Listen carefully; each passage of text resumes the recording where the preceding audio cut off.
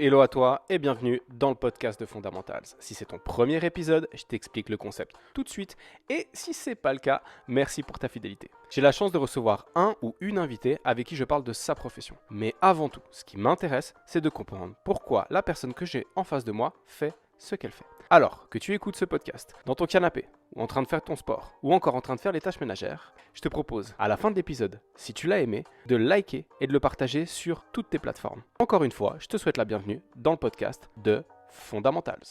Hello Didier, bienvenue dans le podcast. Salut Ken, merci bien.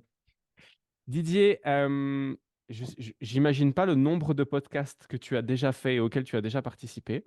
Et du coup, la question que j'ai envie de te poser, c'est comment est-ce que tu te présentes de manière générale? Est-ce que tu changes à chaque fois ou est-ce que tu as une présentation générique pour chaque podcast? Et non, en fait, je pense que c'est en fonction de l'humeur du moment, en fonction de qui m'interroge. Ok, Et parce que je sais pas que c'est désagréable de parler de soi, mais si c'est pour faire un monologue de 3 4 minutes, de refaire son CV, parce que j'ai commencé en 98 à m'intéresser au sport réellement, et en 99, j'ai voulu être professionnel dans le milieu, donc ça fait 25 ans. ok, Donc, si tu veux résumer 25 ans, tu peux passer 1 heure à parler. Des fois, ça m'arrive de dire Didier Ress, éducateur sportif. ok, d'accord. Alors, je vais te poser deux, trois questions, puis ça va nous faire la présentation. Donc, tu m'as dit, tu commences à t'intéresser au sport en 98. De manière plus professionnelle, parce que sinon le sport, j'ai commencé à 11 ans à en pratiquer énormément et de manière assez importante. Ok. Et J'avais qu'est-ce un- qui, qu'est-ce qui te crée cet intérêt particulier en 98? Oh, ça n'a rien à voir avec la Coupe du Monde de football professionnel. Je me suis demandé, tu vois, Parce peut-être qu'en s'il y France, avait il y un a truc. 98 hein, comme Ouais. date majeure dans l'histoire de France. Ouais, je pense que là aussi, je ne ferai pas l'historique de ma vie, mais je suis parti en échec scolaire à un moment donné. Je me suis dit, tiens, qu'est-ce que je vais faire? Et puis j'ai commencé à bosser à gauche et à droite. Et puis le sport a commencé à m'intéresser en me disant, tiens, on peut peut-être aussi vivre du sport. Et c'est Mhm. ce qui m'a poussé à faire des études d'ailleurs et à devenir moins feignant dans les études et même devenir même assez courageux, puisque je n'ai pas arrêté d'en faire par la suite. Ok, d'accord. Avant de faire ça, au niveau professionnel, du coup, tu avais quel âge en 98? Et ben j'ai 22 en 98, hein, parce que Ok, en 94, j'ai 18, hein, donc voilà, ok. c'est réglé. 22 ans, tu avais d'autres aspirations professionnelles avant de découvrir cet amour ou en tout cas ce fort intérêt pour le sport, ou du coup tu te cherchais réellement et tu savais pas trop quoi faire? Alors, depuis que j'avais 5 ans, c'était réglé dans ma tête. J'ai toujours aimé l'astronomie, j'aimais la physique. Ça, c'est quelque chose qui m'a toujours plu. Et c'est vrai Ok, qu'au lycée, je m'attendais à faire de la science. On ne fait pas du tout de la science. Je suis arrivé en première scientifique, mais finalement, ça que le mot scientifique, les coefficients changent dans les matières, mais ce sont les mêmes matières avec pas forcément plus d'heures. Moi, je sais que j'ai eu un dégoût énorme des études pendant le lycée. Alors que je passais d'une seconde presque bruyante à une première lamentable. ok, Non, non, je savais ce que je voulais faire. Le sport m'a toujours intéressé, mais pas au point d'en faire une profession. C'est vrai qu'après, quand tu as 22 ans, tu dis, je vais pas refaire 8 ans d'études en physique. Et puis finalement, j'en ai fait plus dans le sport, hein. J'ai dépassé les 8 années. ok, Mais voilà, je me suis dit, tiens, je vais faire un truc court. C'était très court, un brevet d'État. C'était 1 année. Je me suis jamais arrêté là. ok. Donc tu démarres ton brevet d'État. C'est quoi, éducateur sportif, le brevet d'État? C'est ça, c'était BESS, c'était quoi? Brevet d'État d'éducateur sportif. Ça voulait dire ça, BESS. Ok, d'accord. Et tu fais cette année d'études et tu l'as dit plusieurs fois déjà, mais tu t'es jamais ensuite arrêté d'étudier. Non, ouais. Et par la suite, tu as fait quoi d'autre comme diplôme? Donc je rejoins la filière STAPS. J'ai passé le premier DU qui existait de Gilles Cometti, qui était en 2001. De prépa physique, hein. J'ai été Mhm. content de faire partie de la première session. Je m'étais dit de manière, je m'étais ciblé. Je me dis, je veux rencontrer les meilleurs. Je voulais rencontrer Gilles Cometti, je voulais rencontrer Georges Cazorla. J'avais toute une liste, hein, je crois que je les ai tous rencontrés. Ok. C'est-à-dire que je suis allé à Dijon, je suis allé à Bordeaux, je suis allé à Paris, à Caen, à Rouen. Je finis à Strasbourg. J'ai oublié une année à Strasbourg quand même pour un DESS. Mhm. Voilà, et puis j'ai encore fait d'autres choses par la suite, hein. Ok. Parmi tous ces personnages qui sont des personnages phares de notre industrie et des précurseurs et un peu je sais pas, les parrains de notre profession, il y en a un qui t'a particulièrement marqué et si oui, pourquoi? Il faudrait être franc, le tout premier qui m'a quand même marqué, ça restera Gilles Cometti. Et à l'époque, je pensais même pas faire des études à Dijon. C'est que j'étais allé à un petit séminaire en 99. À l'époque, il n'y avait pas trop Internet quand même, hein. C'est un peu les débuts. Ça existait, mais ce n'était pas hyper répandu. Je lisais Sport et Vie. Et dans Sport et Vie, il y avait une annonce pour un petit colloque de 2 jours sur la planification de la préparation physique. C'était en décembre 99. Donc j'ai envoyé mon petit coupon par la poste. Je suis allé régler mon petit TGV à la gare en direct. Et là, j'ai rencontré des gens qui étaient très forts. C'est-à-dire Jules Cometti, je l'ai trouvé extraordinaire dans les connaissances, la prestation, et je j'étais persuadé que je pourrais pas atteindre des sommets pareils. Là, je m'étais dit, tiens, le mec, il a mis la barre trop haute, on sera jamais comme ça. Alors aujourd'hui, je pourrais pas avoir la prétention, en étant filmé, de dire, oh, je suis comme Gilles Cometti. Non, mais j'ai atteint un niveau où, d'ailleurs, à la fin de certaines études, je pouvais échanger avec lui de manière intéressante. Et je me rappelle ce soir-là, je me suis dit, ah bah, il y a quelques années, j'aurais pas pu avoir cet échange. Donc, en tout cas, c'est une personne qui m'a motivé à aller Mhm. chercher de la connaissance et de me dire, mais il y a tellement, mais tellement à savoir. Je me rappelle qu'il y avait un titre sur l'électrostimulation. Je ne savais même pas comment ça fonctionnait l'électrostimulation, mais on allait avoir un cours là-dessus. Et j'avais l'impression d'être en retard. Le gars qui était à côté de moi, qui était prof de PS dans le séminaire, non plus connaissait pas l'électrostimulation. Donc, en fait, on vient te faire des présentations de choses que tu savais même pas, à la limite, que ça existait encore 5 minutes avant. Ok. Ah, ça m'a motivé à lire, à aller faire des études. D'ailleurs, je suis allé faire ensuite des études à Dijon. Donc, ce personnage-là, d'autres m'ont presque autant intéressé, mais c'est le premier qui m'a donné, en fait, l'envie de pousser, franchement, la connaissance. Ok.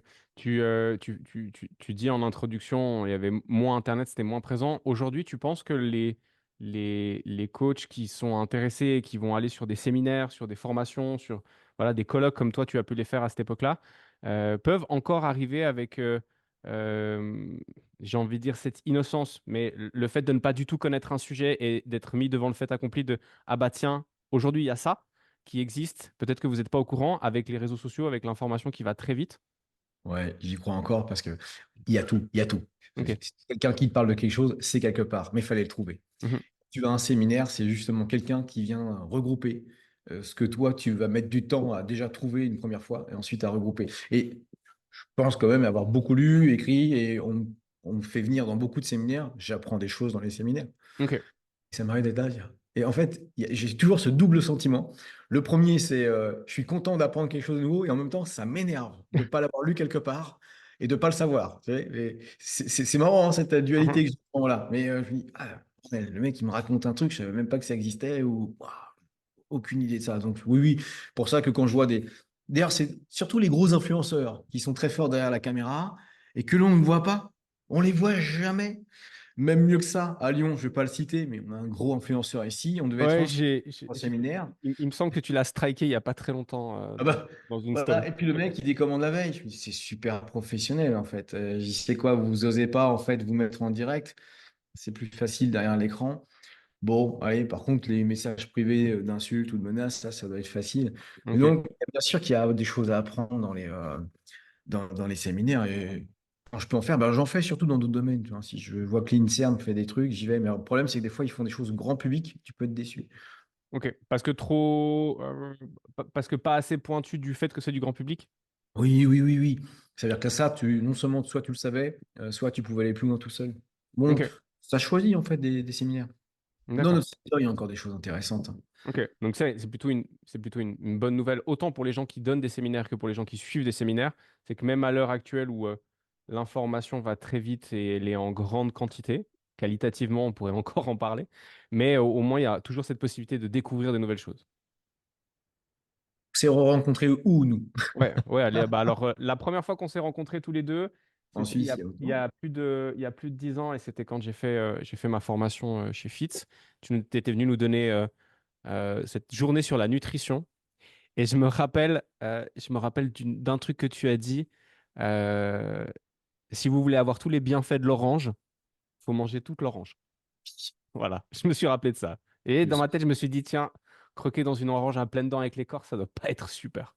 Non, mais j'avais dû dire que ça pouvait se mettre en smoothie, en smoothie Ouais.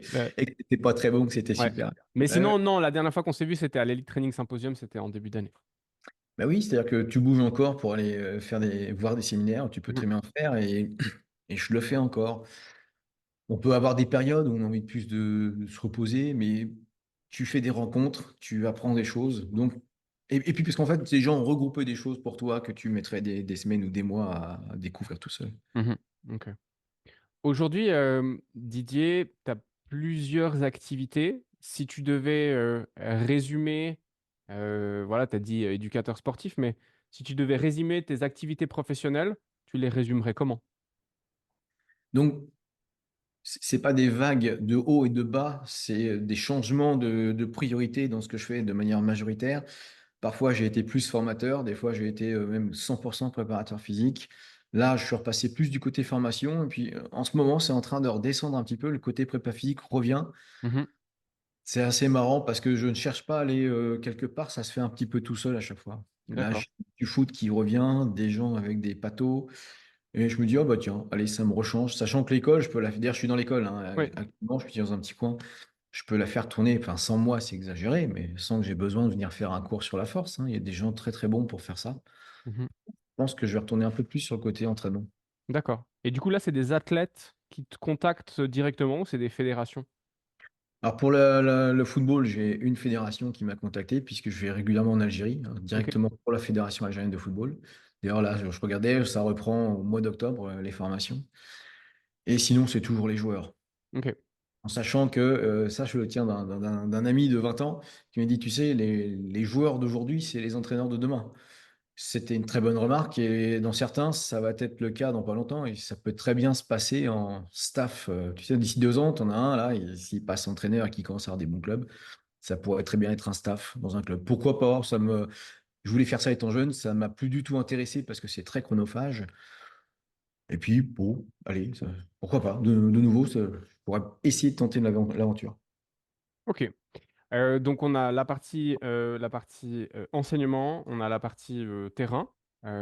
Aujourd'hui, en termes sur la partie écriture, parce que tu as coécrit la Bible de la préparation physique, que je pense beaucoup de coachs francophones ont chez eux. Moi, j'ai la première édition d'ailleurs. Est-ce qu'il y a encore aujourd'hui de la création de contenu dans tes semaines de travail? Ah oui, oui, oui, et d'ailleurs, surtout ce mois-ci, ça a été fort. On vient de terminer un nouveau livre. Alors, j'en ai eu d'autres, hein, j'en ai coécrit d'autres, Bien sûr. et quoi qui fonctionnent. On vient d'en finir un, là, je suis en fora. D'ailleurs, derrière nous, notre réunion, je fais une réunion avec la co-autrice. Ok, On a cool. encore des choses à voir sur le sommaire.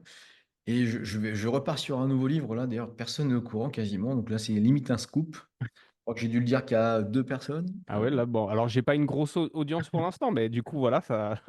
Mais je me mets tout seul, je ne donne pas la thématique, je Ok, prends le temps qu'il faut pour le faire, ça me tenait à cœur depuis longtemps. Je pense savoir où je vais l'éditer, mais si ça posait un problème, je me débrouillerai pour le faire. Mais ok, j'aime bien écrire. C'est marrant, tu l'as bien dit. Tu as la partie, tu l'as dit, un petit peu formation, ou il y a la partie terrain, un petit peu presque un petit peu théorique et pratique. Pour moi, l'écriture, c'est les deux. ok, C'est comment ta pratique, tu l'expliques. Alors, c'est comme de la formation, mais tu prends encore plus le temps parce que tu ne peux pas réexpliquer. Tu vas pas imager 30 fois. Il n'y aura pas de public en face de toi. Il faut que ce soit clair dans ce que tu dis. Et puis surtout, comme c'est lu par des gens qui ne vont pas être en face de toi, ils veulent les références.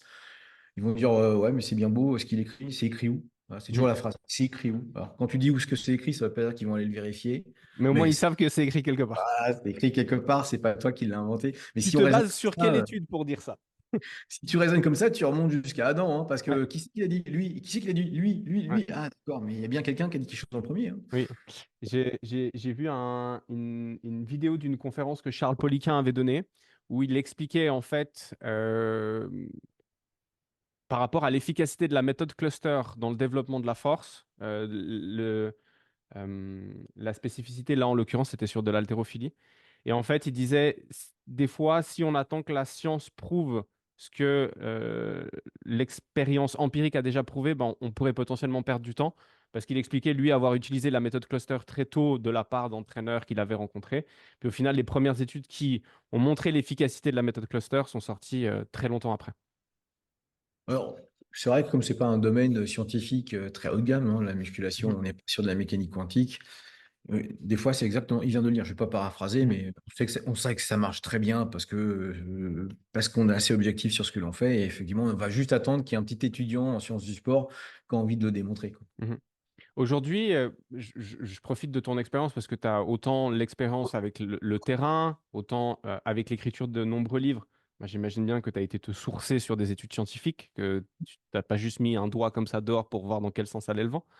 Hem, Aujourd'hui, j'ai l'impression qu'il y a 2 camps, notamment alors à cause ou, grâce aux réseaux sociaux. Tu as, ceux qui basent tout sur les études scientifiques. Ah oui, mais si ça n'a pas été prouvé par, des études scientifiques, c'est pas bon, et tu as ceux qui se basent que sur l'expérience de terrain. Selon toi, la vérité, elle est où? C'est presque trop facile comme question parce que je crois que n'importe qui nous a écoutés attendrait à ce que je dise, c'est entre les deux. Mais, ce qui me gêne le plus, je pense, c'est le tout-terrain. Ceux qui sont trop tout-terrain, c'est-à-dire qu'en fait, ils n'ont jamais lu d'études scientifiques. Peut-être qu'ils n'ont pas le niveau, qu'ils n'auront jamais le dire. Voilà, t'as 40, allez, mon âge, allez, 40, 48 ans. J'arrête pas de dire à mes étudiants, vous savez, c'est quoi le pire âge? C'est le mien. Les 45 ans, je le répète régulièrement, mais ce sont les pires.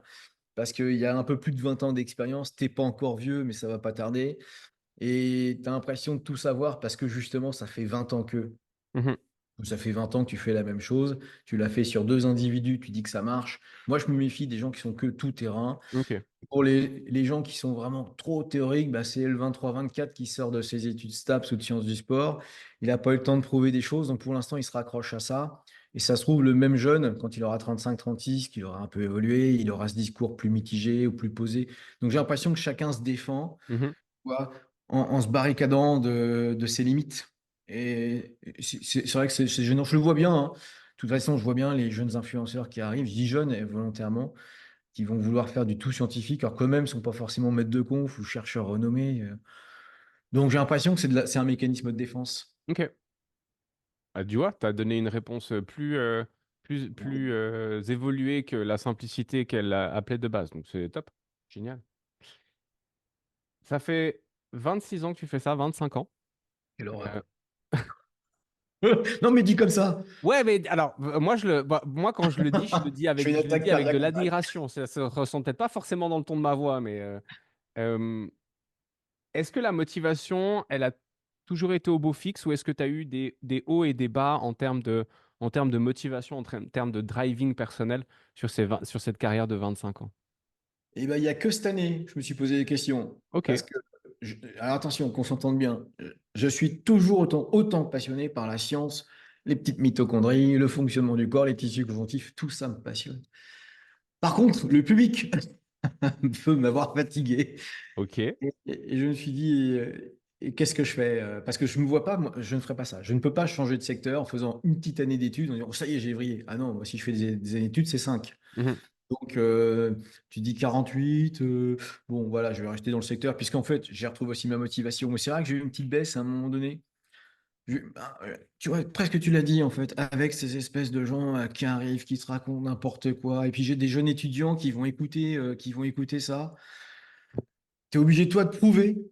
Et même en prouvant, justement, quand tu disais de sourcer, de mettre tous tes trucs, ils sont là. Ouais, mais quand même, l'autre, il a dit ça. L'autre, il a dit ça en 2 minutes de vidéo. Moi, je viens de te faire 1 heure de texte contraire. Tu restes buté sur ton truc.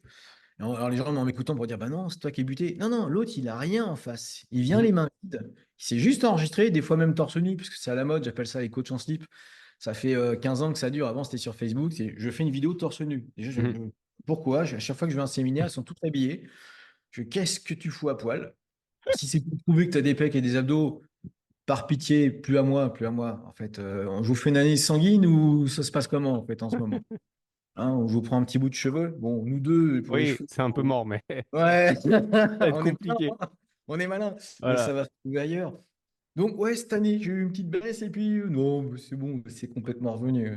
Parce que, par contre, je serais quand même capable de refaire des études longues, mais dans un domaine qui est extrêmement proche. Donc, voilà, je pourrais le faire en parallèle, je pense. OK, d'accord. Donc la motivation a toujours été au beau fixe, mais face à un public plus particulier aujourd'hui, elle peut éventuellement être chancelante, ou elle a été. Oui, alors, ici, je l'exprime encore mieux. Quand tu as un passionné, j'en ai comme moi, ça se discute pas, je suis passionné, enfin, je sais mieux que les autres comment je suis, et qu'en face, tu n'en as pas, des passionnés, et que tu as des gens qui attendent, c'est déroutant. Je Je ne comprends pas, parce que moi, j'ai fait les 4 coins de la France, et même, je suis allé faire des études en Suisse aussi à un moment donné. pour apprendre des choses. Et vous, vous avez tout cuit. Vous avez un mec plus, bon, un peu plus de renommée quand même, on va dire national, je vais être gentil, qui vient vous apporter du contenu un peu lourd Ouais. avec leurs mots. Je m'en balèque. Ouais. Et là, tu peux te dire, mais j'arrête la formation. Ouais. Qu'est-ce que je m'embête à faire ça, en fait? Je vais faire mes petits séminaires, j'encadre deux, trois personnes, ou voire je change, mais non, non. Bon, et encore une fois, tout est revenu, les gens, pas de panique. Ok, d'accord. Mais je comprends. Alors, évidemment, j'ai pas l'aura que tu as toi face à un public, mais je remarque que dû à l'effet de mode, très certainement pour le métier de coach, je ne sais pas si les gens pensent qu'en fait c'est un métier qui est facile. Je pense que oui, objectivement, les gens pensent que c'est un métier qui est facile, que tu fais ta formation, bon bah ton CQP ou ton BPGEPS, et tu sors et en fait tu as un quart de personnes en surpoids ou avec des pathologies qui vont arriver puis qui vont dire coach-moi, coach-moi, coach-moi. Mais je vois beaucoup de gens ouais, qui arrivent avec, ben, tu as l'impression qu'ils ont vu de la lumière. Puis ils se sont dit, ah tiens, c'est sympa. C'est, quand on me disait ça, vu que je tiens un centre de formation, ça m'embêtait un petit peu parce que je trouvais que c'était réducteur par rapport à ce que je faisais. On me disait, ouais, tu as souvent des gens qui ont vu de la lumière, mais je suis obligé de dire oui maintenant, là, encore plus qu'avant. Parce que, pour une raison simple, c'est qu'il y a quand même du boulot derrière. Et il y en a, ils changent tout de suite. Ils n'ont même pas essayé, en fait. Ils sont déjà repartis sur autre chose. D'autres qui abandonnent à 2 semaines d'un examen.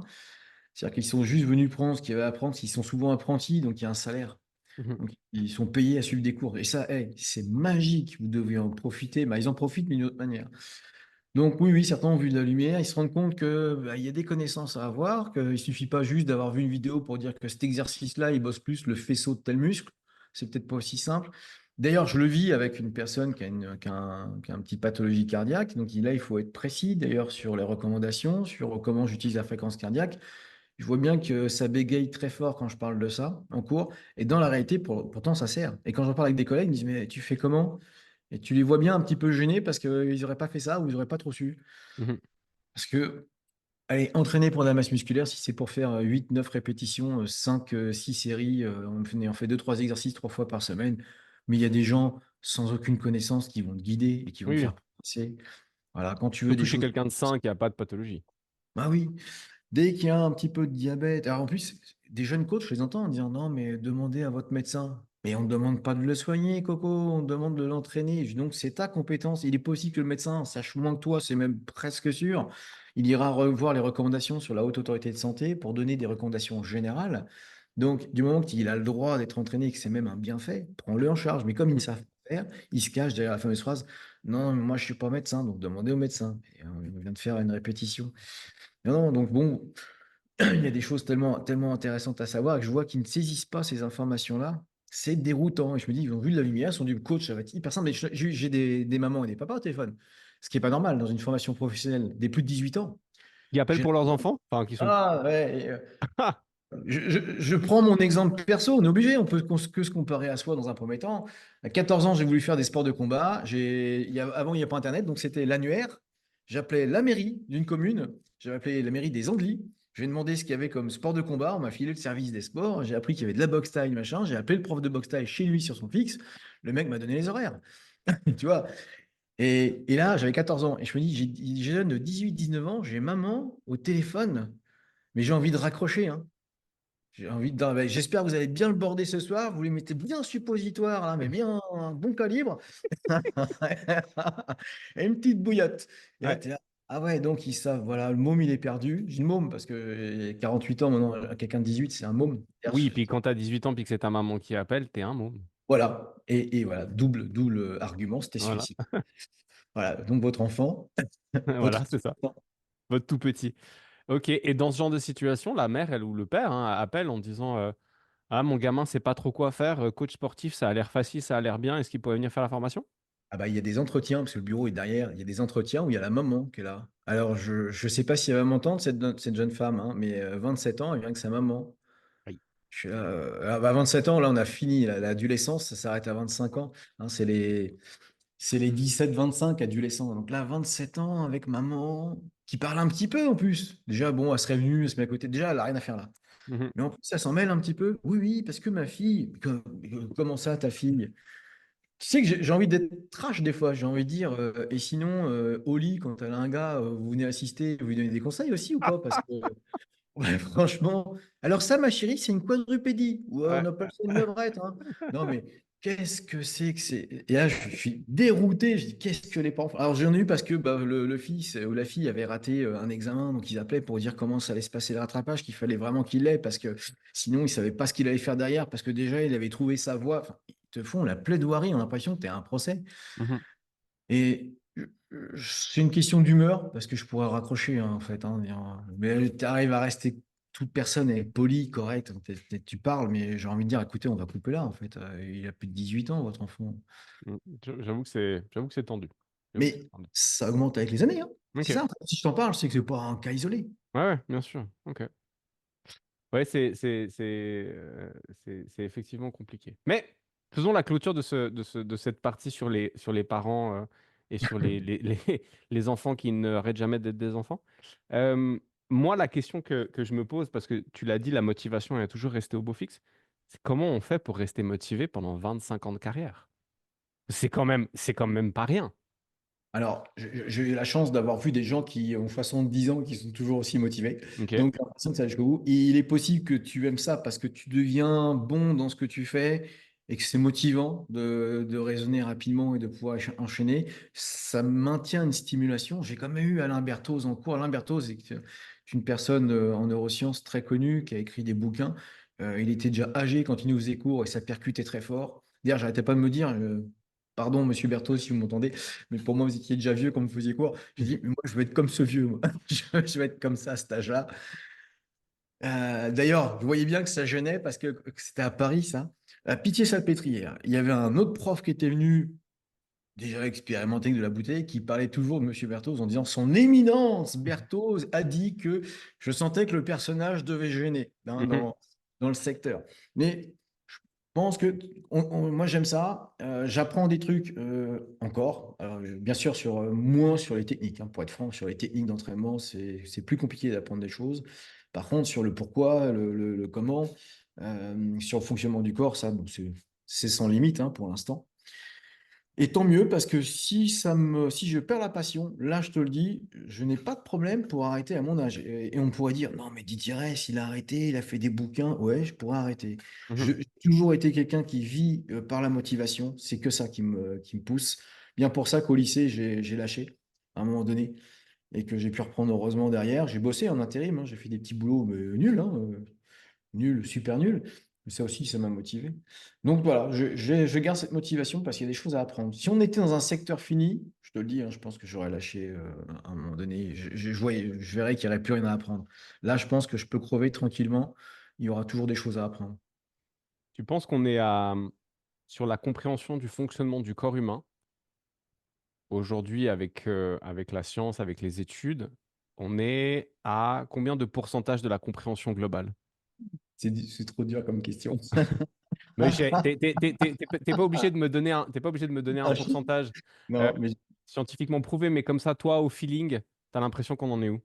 au feeling, tu connais le coup du plus tu en apprends, plus tu Moins... sais que tu as Ouais, ouais. tout. Ouais, Plus t'en voilà. apprends, plus Alors, tu te rends compte que t'en sais pas, t'en sais rien. je te le disais en cours, je te le dis en séminaire, je l'ai écrit dans le livre là, qui va sortir dans je sais pas combien de temps. 2011, ils se sont amusés à regarder ce qu'il y avait dans la composition du sang. Ouais. Dans le sang, on connaissait une centaine de molécules depuis longtemps, parce qu'on parle de 2011 quand même, c'est pas... Oh, eh. Donc en 2009, tu faisais tes études de médecine, tu allais avoir une liste de molécules. Bon, puis c'était, tiens, mais est-ce que vraiment, ils ont poussé le bouchon? Ils ont trouvé 2000 ou 4000. Tu vois, alors là, c'est rare que j'ai un trou comme ça. Je vais dire 2009, histoire d'eux, je te donnerai le vrai chiffre tout à l'heure pour que tu ne dises pas de bêtises dans un podcast. Mhm. Mais je crois que c'est 2009, un truc comme ça. Allez. Ils ont trouvé donc plus de 2000 molécules en se disant, mais comment ça se fait qu'on ne les a pas vues avant? Parce qu'on passe de 300 à 2000, hein, C'est sachant pas que c'est anodin. peut-être 2007, 2009. J'irai voir tout à l'heure. Et mieux que ça, des mitochondries circulantes. Pas juste des bouts, des mitochondries circulantes. Des mitochondries, c'est censé être dans une cellule. Mhm. Alors, à tel point que le mec s'est dit, mais comment ça se fait qu'on n'avait pas vu ça avant? Mais par contre, c'est un principe connu en science, c'est que quand tu ne cherches pas quelque chose, en général, tu ne le trouves pas, ou alors il faut un coup de chance. Quand tu veux impérativement te cibler sur un endroit, tu ne regardes pas ce qu'il y a à côté. D'ailleurs, ça Mhm. existe dans la vraie vie. Il y a tellement d'images sur YouTube. Tu sais, il se passe des ballons comme ça, et puis tu as un ours qui passe en plein Oui, milieu, oui, personne n'avait vu. tu vois pas. C'est la même chose. C'est-à-dire qu'il y a peut-être des mecs qui ont vu des mitochondries. Qu'est-ce qu'elle fout là? Ouais. J'ai du mal nettoyer mon microscope. Mais Donc, tu vois que ce que tu cherches à voir et puis tu t'entends aussi que ce que tu veux bien entendre. Mais ouais, ça marche dans la vie, ok. exactement. Il vient de t'expliquer un truc, tu n'as entendu qu'une partie.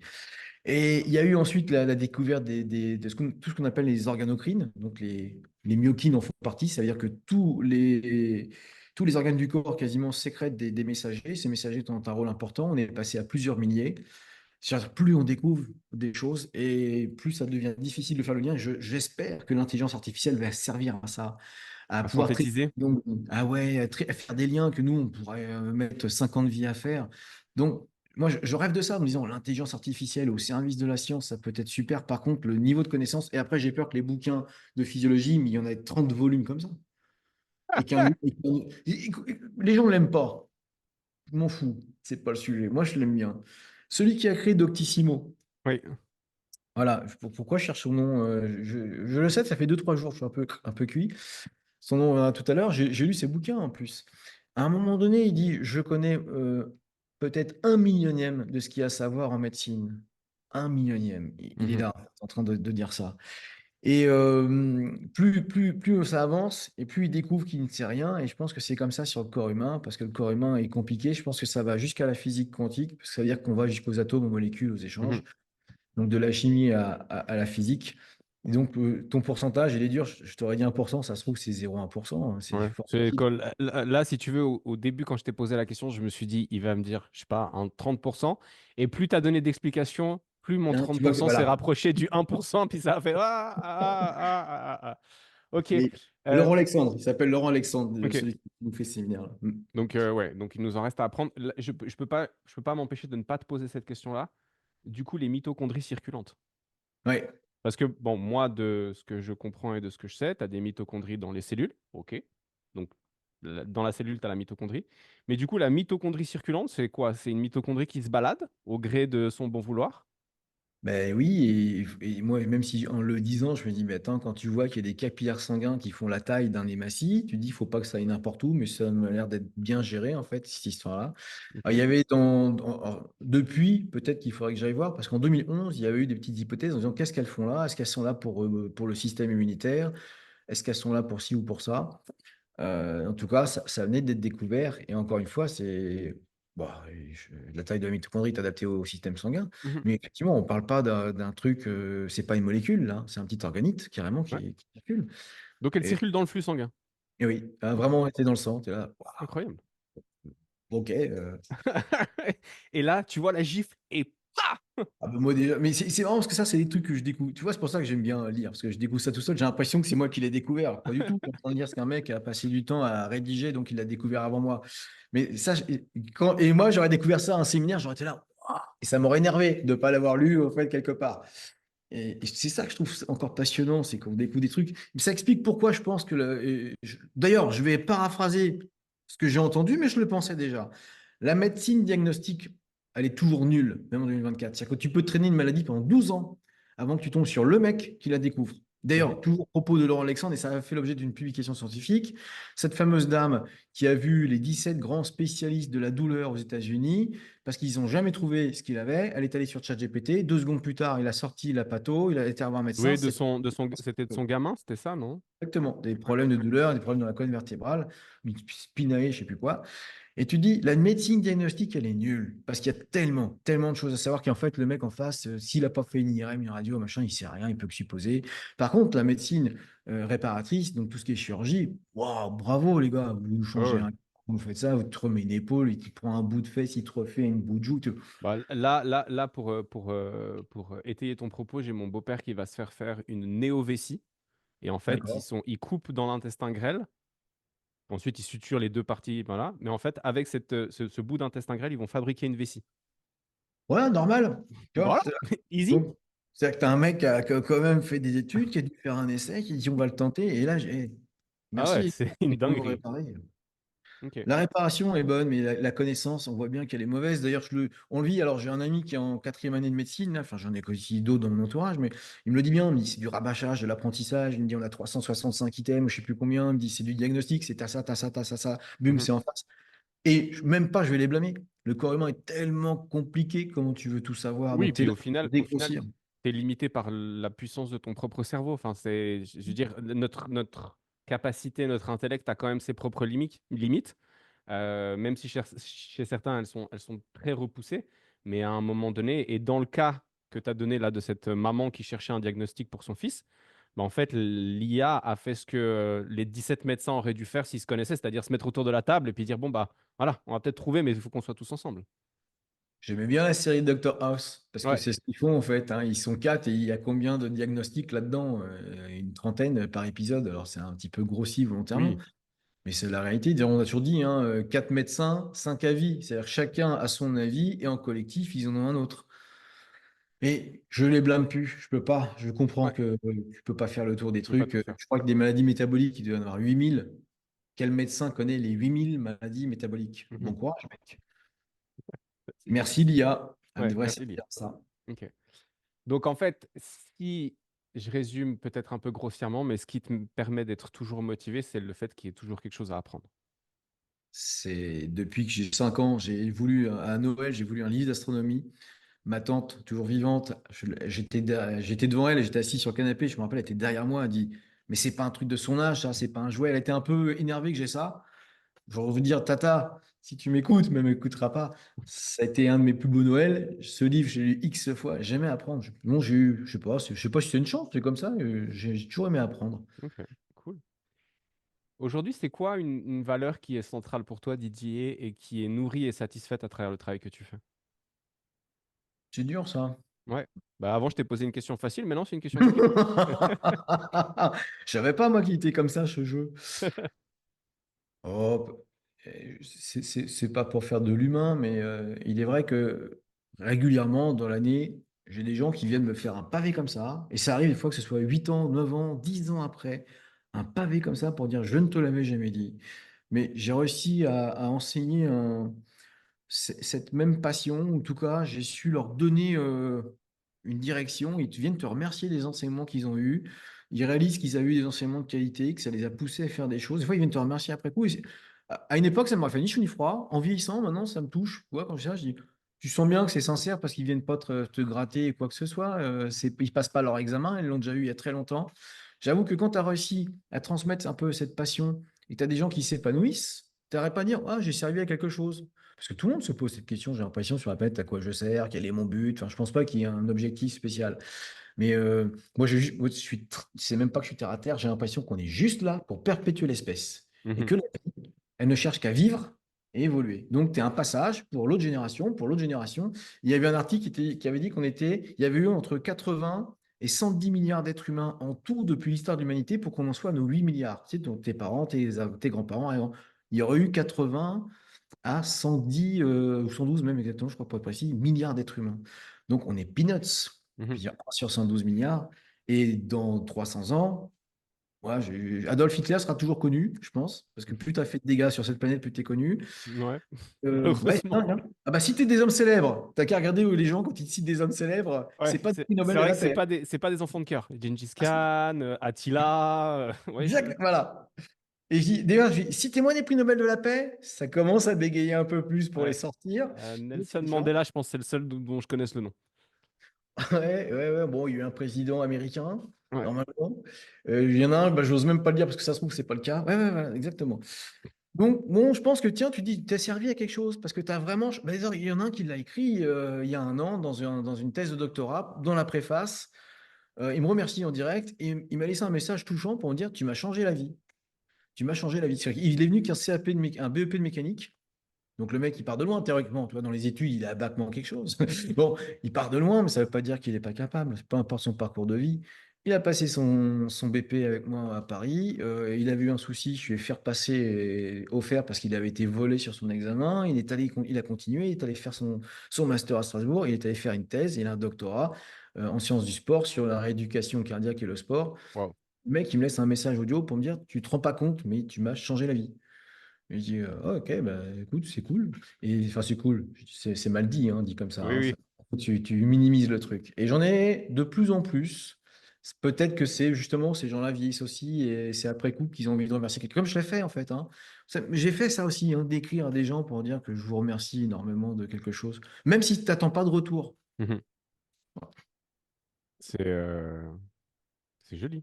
C'est très joli. Mais donc, c'est l'utilité. Ouais, Être utile. ouais, ouais, c'est important. Tu dis, tiens, je servi à quelque chose. Tu disais avant, voilà, pourquoi est-ce qu'on est là? Pas mal de gens parlent de mission. Je suis pas hyper fan de cette façon de voir les choses. Je pense plutôt en termes de responsabilité. De mon point de vue, on vient dans ce monde-là, alors pour perpétuer, hein, certes, mais avec certains talents ou certaines prédispositions dans certaines choses. Et moi, ma vision, c'est que on a une responsabilité de faire quelque chose de bien avec les talents qu'on a. À partir de ce point de vue-là, toi, ce serait quoi ta responsabilité dans le monde dans lequel tu vis? Bah, non, bah, alors là, écoute, puisque je ne m'étais pas forcément posé la question comme ça, le fait que tu dises, moi j'aime bien, de dire que tu as fait évoluer, tu as fait progresser, tu peux très bien avoir rien apporté, mais du moment qu'on n'apporte pas de négatif, mais qu'est-ce que c'est important?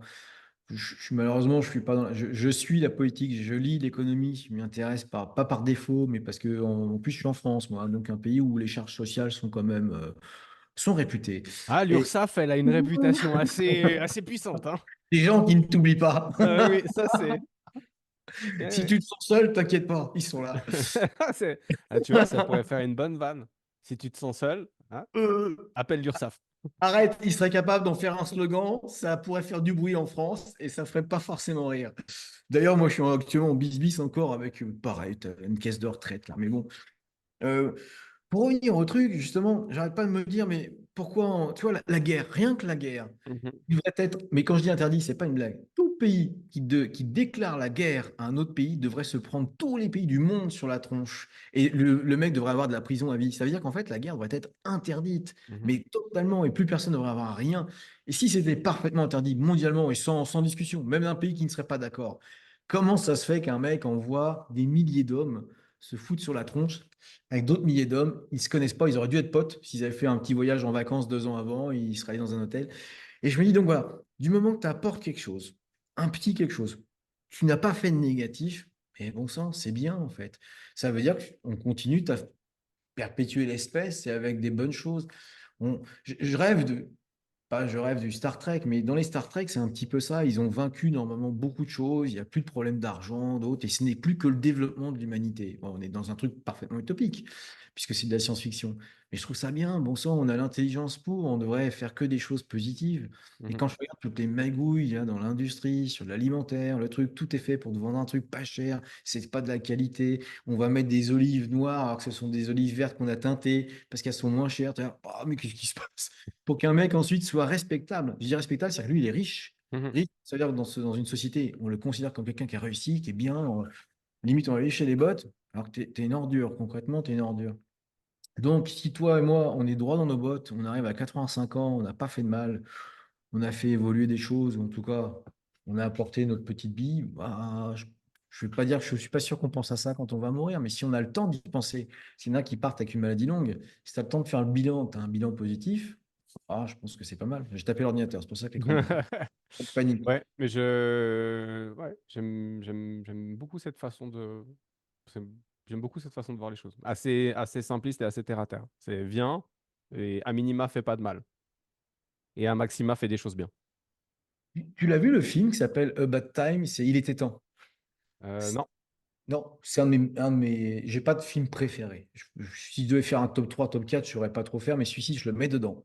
C'est un jeune qui voyage dans le temps. Il Mhm, vieillit ce don de père en fils. Et celui qui joue le père, c'est celui qui avait joué d'ailleurs un Dracula à un moment donné ou un vampire dans un film connu. Et il parle au mariage de son gamin. Ça m'avait un tout petit peu déçu sur le coup, et pourtant il a eu tout bon. Il dit dans la vie, essayez de vous mettre avec quelqu'un, et il met un petit temps d'arrêt, il fait de gentil. Je sais que je m'attendais à quelqu'un d'intelligent, il dit de gentil. Et mais après coup, mais mec, là, celui qui a écrit le scénario, tu as un tout génie. bon. Tu as tout bon. Effectivement, tu peux être bête ou intelligent. La gentillesse, elle est à ta part. Et si tu es quelqu'un de gentil, bon sang, qui a de la bienveillance, qui ne veut pas de mal, il veut ton bien, il veut le bien de tout le monde, mais c'est super. Soyez gentil. Et pas gentil dans le genre, ah, il est gentil celui-là. Non, Mhm. ça veut dire un bêta. D'être gentil. Ça a l'air simple comme ça. Mais bon sang, on s'agresserait plus sur la route, on se ferait plus de guerre, ce serait bien d'être gentil, d'évoluer. On ne demande que ça, mais qui aime se faire agresser? Qui aime le stress? T'as pas envie de rentrer chez toi, tout est agréable. Alors, ça veut dire que c'est utopie. Oui, Mhm. bah, bien. Mais la gentillesse, c'est important. Ok. Transition de boucher. Transition de boucher. Je voulais parler avec toi d'un sujet plus spécifique qui revient très souvent quand je donne des formations. C'est l'entraînement des jeunes. Hmm. C'est l'entraînement des jeunes. Et la question qui revient le plus souvent, c'est à partir de quel âge est-ce qu'on peut commencer à faire du renforcement musculaire à un enfant? Et on démarre là-dessus, puis on voit où ça nous mène. Ah oui, et puis avec l'autre question, mais et s'il en fait trop du renforcement musculaire? Ouais, Eh voilà. oui. Et s'il fait trop de tennis? Et s'il mange trop de pâtes? Et s'il a trop de caresses? Et si c'est trop? J'aime bien. Ouais, ouais, oui, alors, tu vois, on a des intelligences artificielles, il y en a de plus en plus, il y en a qui se créent régulièrement, il y en a qui meurent. On a donc toujours Internet, puisque les IA se nourrissent de ça. On a des bouquins, on a des hyper spécialistes, on a des gens qui ont tranché sur la question il y a 30 ans. Et ben, la question revient, les doutes reviennent. Et, j'aimerais bien discuter des fois avec des psychologues, des sociologues, et dire, allez, donnez-moi un peu. Alors, je l'ai un peu fait, parce que, enfin, en lisant surtout. J'aime bien lire aussi des fois des trucs un peu. Enfin, j'aime pas lire des romans, mais j'aime bien lire des livres dans d'autres domaines. J'essaie de comprendre, comprendre l'humain. Enfin, les études en psychologie, ça aurait pu me plaire. Bon, pourquoi ils n'arrivent pas en fait à admettre quelque chose ou à croire que ce qu'on t'a enseigné, c'est ce qui compte. Donc les gens pensent effectivement que la musculation va arrêter la croissance, qu'elle est mauvaise, ou que ça va tirer sur les articulations, que ça va faire des trucs fous. On l'entend à la télé de manière encore régulière, parce que moi je les garde en fait. Quand ça passe à la télé, je prends le petit morceau, ça alimente mon cours. Quand Mhm, je commence un cours sur la musculation chez le jeune, je mets d'abord ce qui a été entendu à la radio récemment, ce qui a été dit par l'influenceur qui a dit une connerie, le médecin qui ose dire qu'il ne faut pas commencer avant 16 ans, sinon le cœur grossit, il t'invente une patho. Les IA peuvent inventer, hein, méfiez-vous, bah, lui peut faire pareil, il ne sait pas, il invente. Et derrière, c'est marqué médecin, donc c'est bon, c'est réglé. Ça, c'est le statut ah français. ben, bon, ouais, ouais, enfin, l'hypertrophie du cœur à cause de la musculation. Oui, oui, alors après coup, je t'enverrai le petit lien où le mec dit ça, dit le cœur prend de la place. Et d'ailleurs, il se perd dans l'explication, je te jure, il baisse les yeux, et d'ailleurs, ça coupe, et on retourne sur la journaliste et le jeune. Ils n'auraient même pas dû mettre ça. Donc, il disait, pas avant 16 ans, la musculation. Bon, si on répond tout de suite, aucun âge particulier. On pourrait nuancer encore, mais aucun âge particulier si on cherche une dangerosité, parce que tout gamin soulève des objets qui sont trop lourds. Un gamin soulève un truc et il se promène comme ça pour le déplacer dans sa chambre.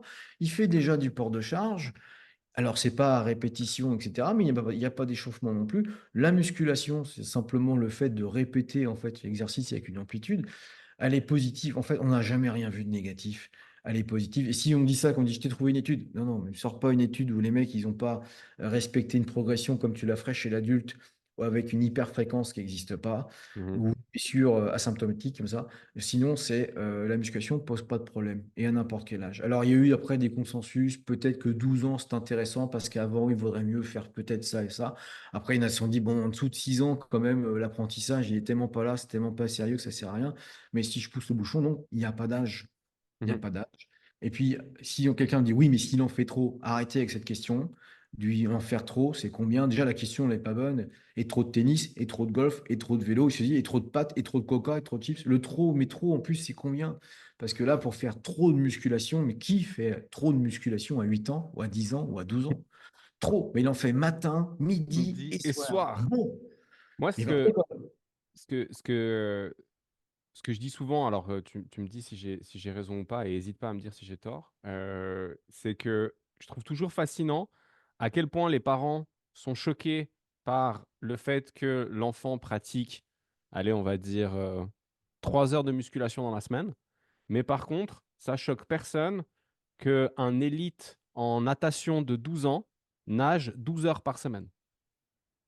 Voilà, il faut pour les autres sports. Ben, ils vont peut-être dire, bon, à cet âge-là, oui, mais il a été champion olympique, ils vont se rattraper. Il y a bien cette discipline qui fait plus peur que les autres.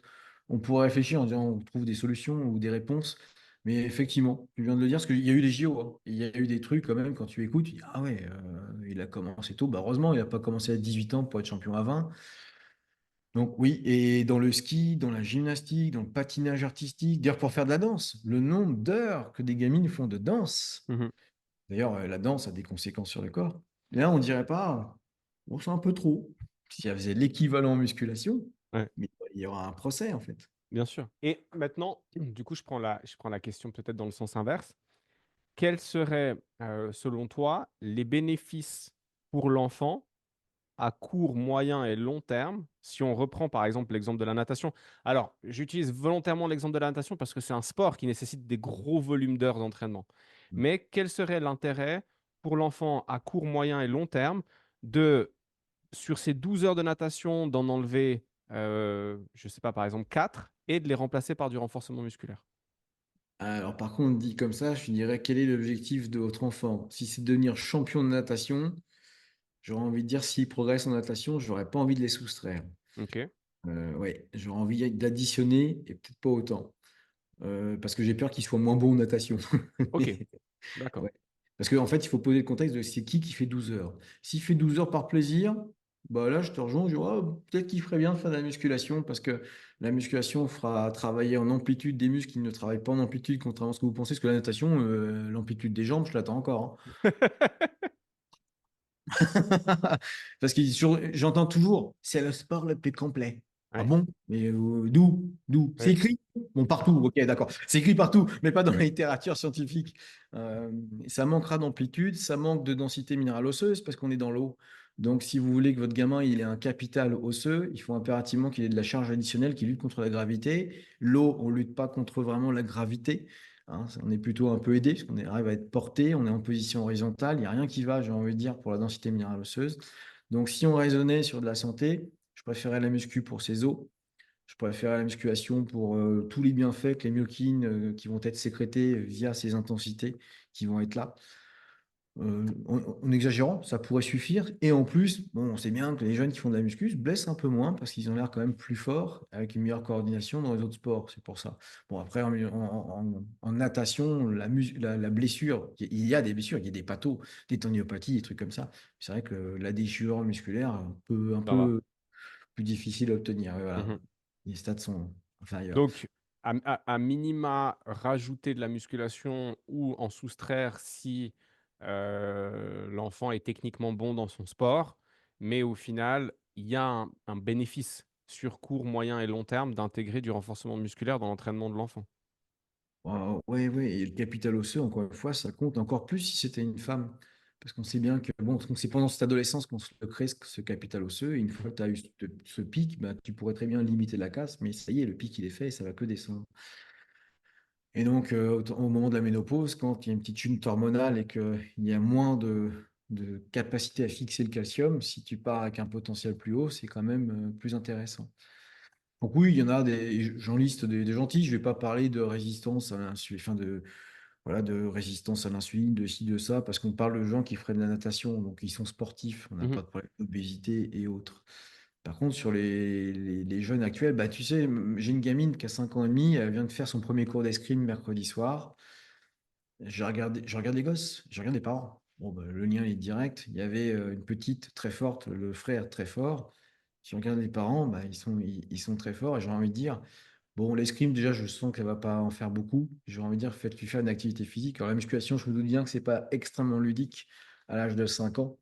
J'aurais envie de les mettre au sport. Parce que c'est vrai que quand les gens se disent, mais la musculation, est-ce que c'est bon? Vous savez, ce qui est vraiment mauvais, c'est qu'ils ne fassent rien mhm. en surcharge pondérale, là, à regarder des écrans. Et on va dire, bon, c'est quand même énormément dans le stéréotype. Bah non, en fait, regardez les statistiques d'obésité et autres, ça grossit en permanence. Et là, c'est pas un jeu de mots. C'est pas le facteur génétique. Hein, c'est pas ça qui est en train de se passer. Il y a bien une malbouffe qui est en train de se faire, une baisse d'activité flagrante chez les gamins, puisqu'il y a eu 25. Attends, 25%, ça c'est le chiffre, 25% de baisse de VO2 max sur une étude, je l'ai mentionné il n'y a pas très longtemps, elle a dû s'arrêter en 2010, un truc comme ça. Ils ont observé donc la performance des gamins au collège et au lycée pendant 30 ans, 25% de VO2 max au moins, Wow. 25, un quart, c'est violent. Ça s'explique presque parce que maintenant, quand je fais des tests navettes avec les gamins, enfin les gamins, donc les 18-19, il y a ceux qui peuvent m'exploser parce qu'ils ont une base génétique au-dessus, ils ont quand même leurs 20 ans, mais ceux qui viennent avec leur adolescence pourrie, et donc soit je peux terminer après eux, soit j'arrive à faire comme eux, et je leur dis toujours, c'est pas normal. J'ai 48 ans. Tu dois m'exploser en tout. Ouais. L'élasticité musculaire, tout, voilà. Je ne dois pas être meilleur que toi dans un truc. Sauf si j'avais été dans le très haut niveau, que j'avais un potentiel génétique de fou. Je m'appelle Usain Bolt, j'ai 48 ans, je me suis jamais arrêté. Donc voilà. Sinon, c'est pas possible. Et là, donc, ça se constate dans les écrits, mais moi, je le constatais sur le terrain. Ok. Donc, Mais baisse de 25% du niveau de VO2 max entre fin des années 80, du coup, et début des années 2010. ouais, ouais, c'est ça. Donc C'est je me dis, monstrueux. non, c'est une partie de ma génération qui est arrivée. Bah, ils ont baissé les barèmes hein, au lycée. Ils se sont adaptés. C'est étonnant, mais ils ont baissé les barèmes. Puisque les gosses n'y arrivaient plus. Bon, bah, sur le saut en longueur, on va réduire un petit peu. Tiens, sur les performances d'endurance, on va réduire un petit peu. Mais comment ça, vous réduisez? Mais leurs parents et leurs grands-parents y arrivaient. Donc, continuez. Donc, Mhm. j'ai envie de dire, mettez vos gamins à ce qu'ils veulent. S'il y a un gamin qui veut faire de la musculation, bon sang, il y a tellement de gens diplômés qui savent les prendre en charge. Vous inquiétez pas, je connais aucun mec diplômé qui va mettre une très grosse charge à votre gamin. Il ne fait déjà pas sur un nouveau adhérent. Donc, qu'est-ce qu'il va faire ça? Alors, les gamins, mais tout le monde est précieux avec les gamins. D'ailleurs, les stats étaient là, hein. Du moment que les gamins sont encadrés par des gens compétents, il n'y a pas de problème. Mhm. Parce qu'ils font encore plus gaffe. Donc, Oui, tout oui, va puis bien. enfin, le principe d'adaptation, de progression, d'individualisation, il est pareil pour un nouvel adhérent qui a 25 ans que pour un gamin qui en a 6, quoi. Eh oui. Mhm. Et puis le 6 ans, tu feras vraiment, tu vas être vigilant parce que lui, il va être un peu plus ailleurs ou pas. Enfin, mais il n'y a pas de problème. Cette croyance continue, est maintenue des fois par des professionnels dans d'autres secteurs. Parce que moi, j'ai envie de dire, ouais, le médecin, c'est pas un professionnel du sport, Clairement. professionnel de la santé. Qu'est-ce qui vient me parler de ça, en fait, à ce moment-là? Mais bon, alors donc, et c'est écrit où? Pas de bol, parce que réfléchis vite, mec, parce que je vais te trouver des écrits dans ton domaine où c'était marqué l'inverse. J'ai eu le cas d'une collègue là, qui est tombée enceinte, la sage-femme, qui lui déconseille la muscu. Je suis allé sur les recommandations nationales des sages-femmes de la fédération, je sais plus quoi, ou de l'association des sages-femmes de France. Et là, c'est écrit noir sur blanc que la musculation, elle est conseillée, en fait, hein. Donc, je ne sais pas d'où elle tirait ses écrits ou ses conclusions. J'ai listé 9 entités qui conseillaient la musculation chez la femme enceinte. Donc, je n'ai pas vu une seule fois une publication qui démontrait un aspect négatif. Et si c'était le cas, il faudrait une patho ou un cas particulier. Mhm. Donc, les gens parlent sans savoir. Mais c'est Étienne Klein qui dit ça joliment. Les gens parlent avec une aisance qui est inversement proportionnelle à leurs compétences. C'est joli, ça. Ah, c'est très joli la C'est élégant. vidéo. C'est élégant, C'est j'aime bien. élégant. C'est Étienne Klein. C'est pas Didier Ress. Mais Moi, j'ai oui, enfin, il me batte. le coup de la femme enceinte, le coup de la femme enceinte, enfin, être enceinte, la grossesse, c'est pas une pathologie à moins que ça en devienne une. C'est ça, voilà. Donc Elle à est partir perturbée. de, voilà, à partir de là, si tu t'entraînais en musculation avant, bah continue à t'entraîner. Est-ce que, est-ce que si la femme ne s'entraînait jamais en musculation, est-ce que c'est bien de commencer l'entraînement de force à 3 mois? Alors oui, c'est marqué assez. Je dis marqué comme si c'était théorique, je le fais aussi. Mhm. À tout moment de la grossesse, le sport est bénéfique, dont Ouais. la musculation. D'ailleurs, c'est même presque le plus simple, hein. Tu vas pas faire du hand, du karaté ou du canyoning. La muscu, c'est presque facile. Tu vas quelque part. La charge, on l'adaptera pour pas que tu aies de blocage respiratoire, donc manœuvre de Valsalva. Comme ça, il n'y a pas de grosse tension si tu démarres. La force, c'est pas forcément faire du 3RM, Mhm. du 10 répétitions avec une marge de 3 Travail de force. du renforcement musculaire, c'est de l'amélioration de force. Et donc, c'est écrit comme ça dans les recommandations canadiennes de 2018. À tout moment de la grossesse, la reprise du sport sera bénéfique. Avec une cohérence incroyable, une dame qui passerait à la porte, elle me dit, je suis à une semaine du terme. Madame, Oui. ouais, tu nous emmerdes. Objectivement, hein. Là, il te reste une semaine, reste chez toi. Ouais. Mais sinon, 3 mois, 4 mois, 5 mois, 6 mois, Ok. viens, 6 mois, il te reste trois Oui. mois, 3 mois, il y a des bénéfices. Et puis en fait, c'est toujours le même principe comme pour les enfants et comme pour tout le monde, adaptation, individualisation et progression. Et oui. Ok. Donc, pour nos gamins, encore une fois, je sais, pourquoi ça perdure, je ne sais pas trop, la bêtise des gens, mais si vos gamins en 9 ans ils veulent faire de la musculation, mettez-les à la musculation, et puis quand il aura plus envie, il fera autre chose. Ouais, mais non, parce qu'en fait, la musculation va le rendre petit, donc en fait, je vais le mettre au basket parce que ça va le rendre grand. Et puis, t'as beau dire ça, on te dira, ouais, mais moi j'ai un cousin. Et un cousin, un copain, un frère. Et bah, sur les trois, lui, il a fait de la muscu, c'est le plus petit. Mais putain, mais vous avez un prix Nobel. Là, ça mérite une publication. Il a fait donc 2 fois 1 heure de muscu pendant 2 ans. Ok, donc ça a tout stoppé. On ne sait pas pourquoi, hein, on n'a pas l'explication. Mon père, oh, si tu m'écoutes, papa, pardon, mais mon père, il fait 1m61. Ouais. Donc, pas très grand, bon non plus, hein, 1,70 m, j'ai gagné 9 centimètres. Bon, ouais, tu vois les générations. Mon fils fait 1,85 m. Oh, bon. Oh, voilà. Ah, coup de bol, c'est ma tronche. Donc, bon, voilà. Ouf. Bon, il a les genoux un peu arqués. Il me dit qu'il a fait de l'haltérophilie quand il avait 18, 19 ou 20 ans, un truc comme ça. Il a fait de l'haltéro. Donc, papa, ça t'a pas arqué les tibias, fibula. Hein, c'est pas la muscu qui a fait un truc qui n'existe pas. T'imagines si tes membres inférieurs se mettent à s'arquer parce que tu fais de la muscu, t'as mis des grosses charges. Hein. Ouais, ouais, c'est clair. Du coup, les jambes arquées, si je me trompe pas, est-ce que c'est pas la carence en vitamine D dans le développement de l'enfant sur les 1 à 3 ans? Alors là, ça pourrait être par contre plus logique parce qu'effectivement, on est dans 45 et ça Mhm. s'appelle la guerre mondiale. Ouais, Donc, il y avait effectivement des carences à ce moment-là. Donc, ça, j'y crois. ok. Voilà. C'est le plus petit des trois frères, mais c'est pas lui qui est né à la bonne période. Donc, là, d'accord. Là, c'est un Mhm. peu plus Ça cohérent. fait sens. Ouais, ok. Mes ongles sont un peu plus grands. Ouais. Merci pour cet apport bon, au final, plein de bon sens hein, sur l'entraînement des enfants, mais c'est un sujet qui vient et qui revient, et les gens, ils ont la tête dure, et moi, c'est à chaque fois ça me fait sortir de mes gonds, c'est ce truc de diabolisation de la musculation, mais derrière que ton enfant à la récréation, il monte sur un muret qui est à 1,50 m de haut, et puis qu'en fait, il saute du muret pour repartir en courant, et donc en fait, faire une espèce de pliométrie sans s'être réchauffé et faire de mobilisation articulaire et d'activation cardio, ça choque personne. Euh, Avec des bottes en caoutchouc. avec des bottes en caoutchouc. En t-shirt sous la pluie par 3 degrés. Voilà, particulièrement. Ouais, mais c'est exactement ça. Et l'autre, il l'avait poussé à la réception en plus. Donc ouais, merci d'avoir apporté ça. Euh, sur tout ce que tu fais aujourd'hui, Didier, moi je suis convaincu que bon bah voilà, il y a toujours bon côté, il y a toujours mauvais côté. Tu dirais que c'est quoi le revers de la médaille? Moi, le revers de la médaille, c'est qu'on est dans un domaine professionnel mal reconnu, mais des fois à juste titre. C'est-à-dire qu'en fait, sur un échelon social, si tu veux, si tu dis que tu es dans le sport, t'es quand même, on est à la limite des pâquerettes. Hein. Tu vois, il y a médecin, avocat, machin, enseignant, et limite, tu es tout en bas, quoi. Il y a les mecs qui sont dans le sport. D'ailleurs, il y a des gens qui ne savent même pas qu'on doit passer des diplômes dans le sport. La question qui revient, c'est maintenant moins, mais avant plus, c'est ton vrai métier Ouais. ou c'est Ouais, ton ouais. seul métier? Mais tu fais quoi, Gauthier? Gauthier, je regarde la télé. Oui, tu vois, c'est pas. D'ailleurs, pour les tiens, c'est la première fois que je veux dire ça sur les réseaux. J'ai des cernes depuis très longtemps. Ouais. Et d'ailleurs, c'est même écrit des fois dans les commentaires. Ouais, l'autre, il nous vend de la santé, t'as vu la gueule des cernes. Viens faire du pied-point avec moi, ça va me faire plaisir. Viens, on va courir, on va pousser des barres. On verra si les cernes sont un frein.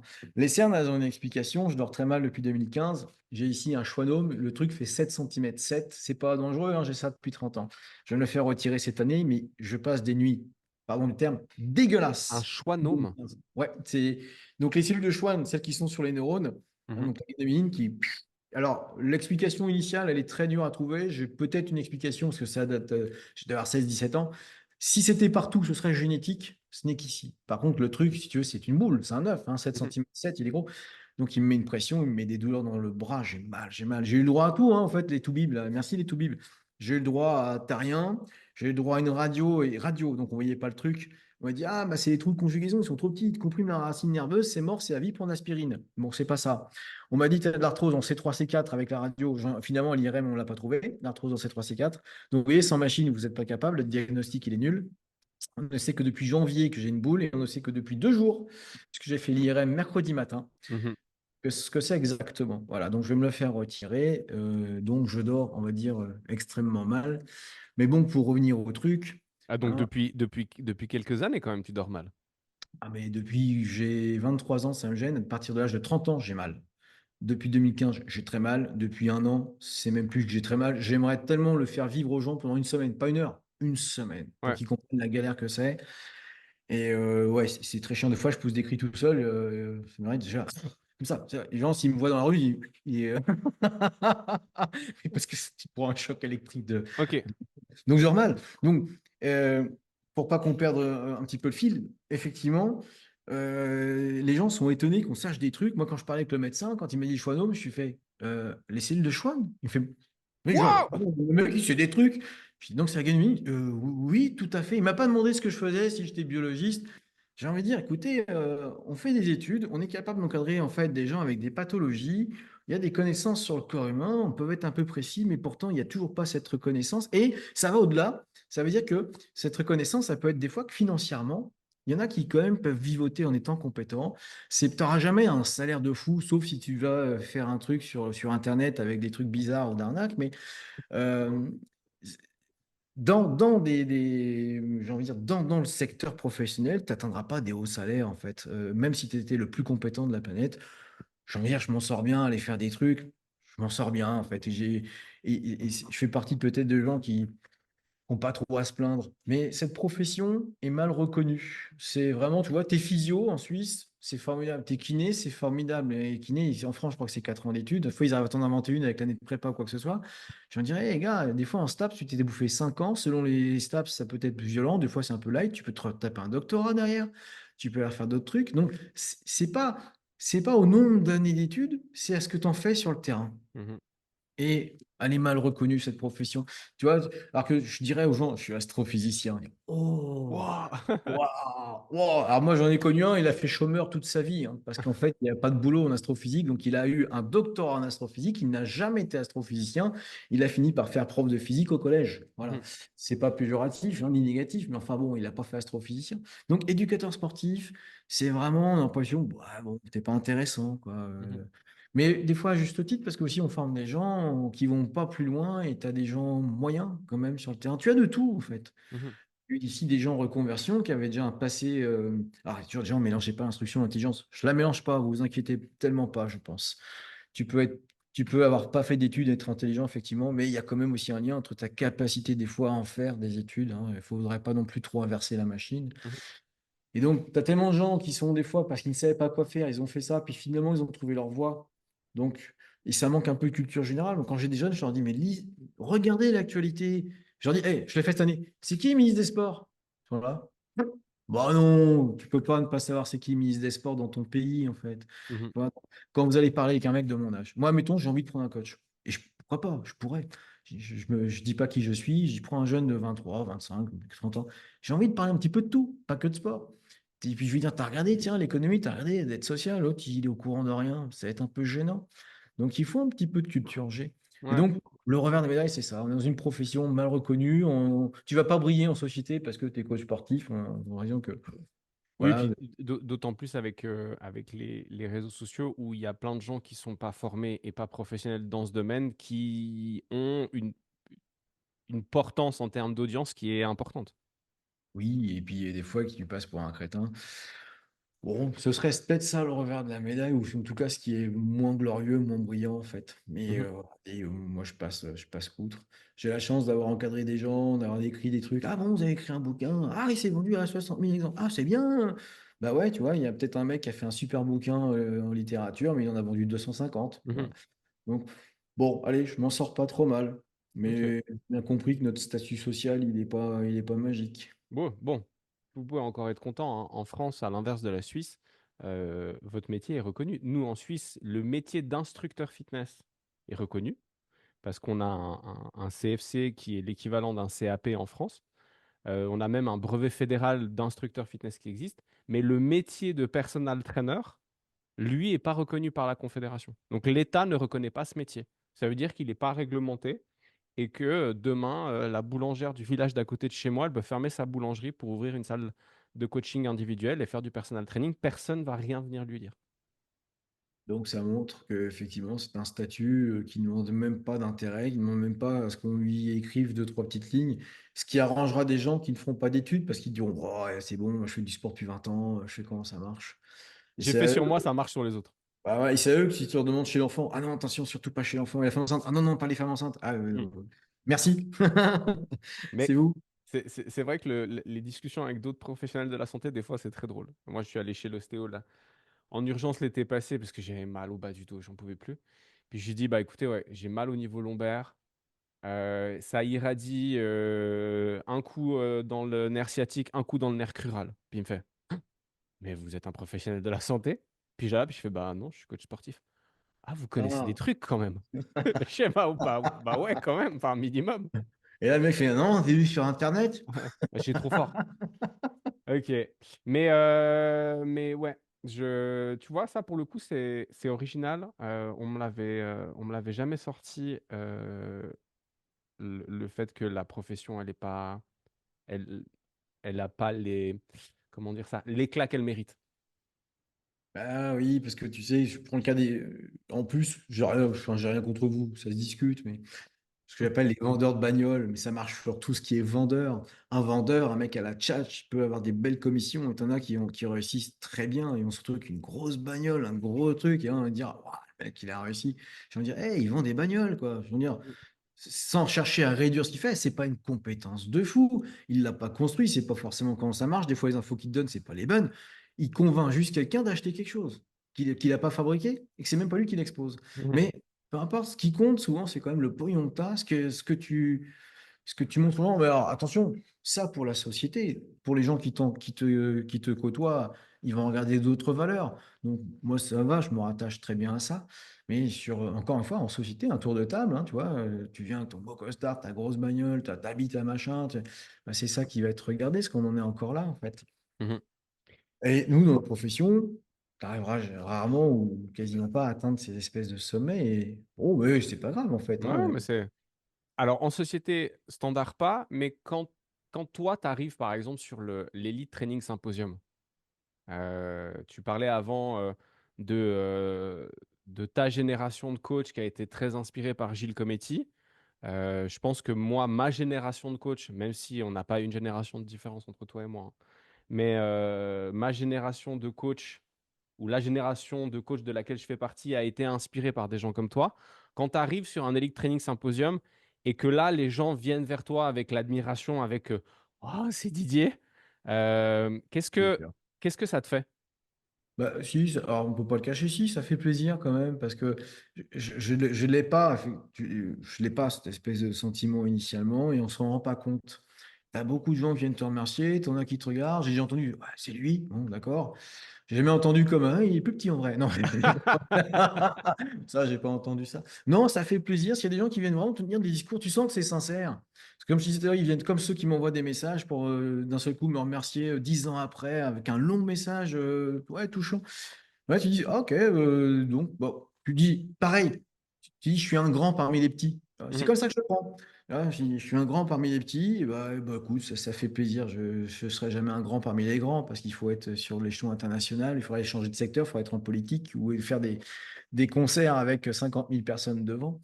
Non, ouais, il y a un petit plaisir quand même parce que tu dis bah, que les gens ils t'ont peut-être lu, ils s'intéressent à ce que tu fais. S'ils viennent te voir, c'est qu'ils avaient envie de le faire. mhm. C'est cool. Ouais, il y a un côté cool, ouais, franchement. Bon, à une époque, non. Et j'ai eu des idées, je t'ai peut-être déjà dit cette anecdote, mais il y a eu aussi une fois. Bon, ça ne m'arrivera plus parce que maintenant je suis un peu plus connu, mais à l'époque du bouquin, parce que tu as la première édition de la Bible, une fois je suis venu l'offrir à Paris à quelqu'un qui m'avait gentiment laissé sa salle pour faire du coaching.